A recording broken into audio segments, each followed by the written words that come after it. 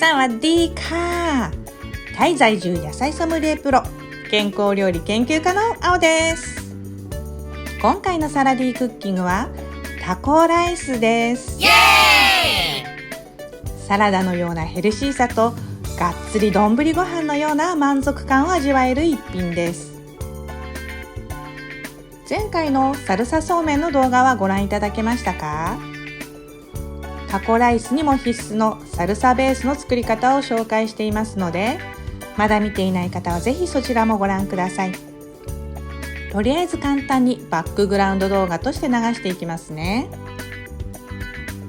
タコライスはサルサそうめんよりさらに栄養バランスが良く、子供にも大人にも嬉しい料理です。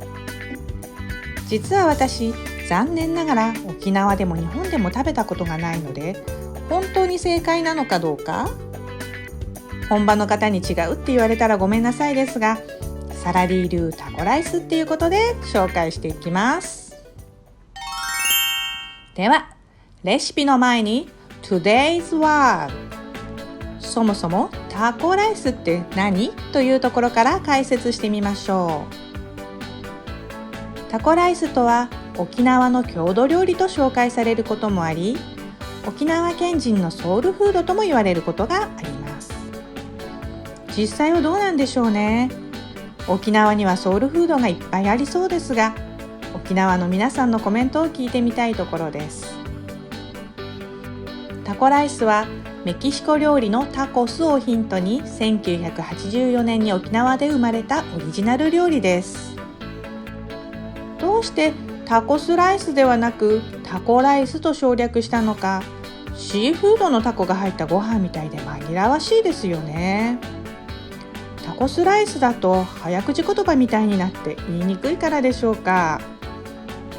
実はスペイン語でタコというのが軽食という意味で、タコスはその複数形なんだそうで、タコライスは別に省略したわけではなかったのですね。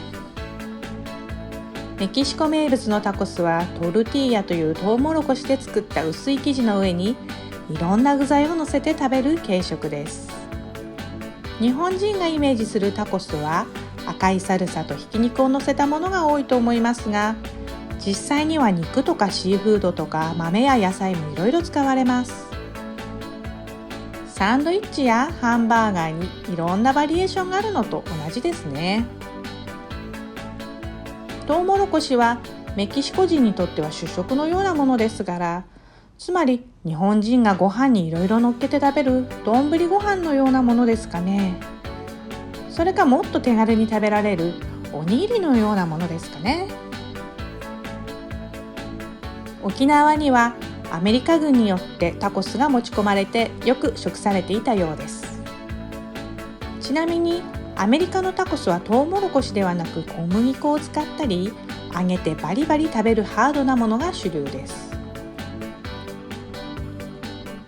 1980年代初めに米軍基地にあった飲食店がお金に余裕がなかった米兵にリーズナブルでお腹がいっぱいになる料理をと創作したのが始まりだそうです。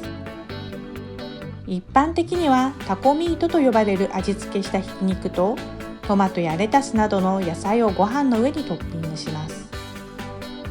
米兵だけでなく地元の人や観光客にも広まって、学校給食にもなるほど愛されるようになり、全国でも食べられるようになりました。それがタコライスです。それでは材料とレシピです。豚ひき肉 50g、 小さい枠の中の写真はすでに調理済みの状態になっています。先ほど言いましたように、調理済みのひき肉はタコミートと呼ばれたりします。ケチャップ大さじ2、ウスターソース大さじ1/2、こちらを混ぜてタコミートのソースを作ります。レタスカップ1杯くらいな感じですかね。ザクザクと千切りにしてください。そして作り置きしていたサルサのベース、大きなスプーンで3倍くらい、パクチーも好きなだけ、カップ1杯弱って感じでしょうか。パクチーをカットしてサルサベースと合わせておきます。動画には映っていませんが、タバスコをお好みで振りかけてください。スライスチーズ1枚細くカットします。そしてご飯、茶碗1杯と油適量です。ではタコミートを作りましょう。フライパンに油をひいて豚肉を炒めます。お好みで塩コショウをしたりニンニクを使ってもいいと思います。ひき肉に8割ほど火が通ったら、合わせておいたケチャップとウスターソースを加えて炒めます。ちょっと汁気が残る感じで火を止めます。これがタコミートです。ご飯を皿に盛り付けます。平たくしてトッピングしやすいようにします。これはタイ米の玄米ですが、サラダ感覚で食べるご飯には玄米がよく合いますので、この機会に玄米に挑戦してみてはいかがですか？タコミートをのせてレタスをトッピング。その上にサルサを盛り付けます。ボリュームが増した感じですね。このはみ出しそうな感じがいいですね。美味しそうです。最後にチーズを飾ります。はい、これで出来上がりです。ライムのせ忘れました。あった方がやっぱりいいですね。どうでしょうか？食べてみたくなりませんか？見た目以上に食べやすくて、もりもりパクパクいっちゃいます。ご飯にのせる順番は適当でよくって、前に作った時はレタスが先でした。混ぜて食べますからね。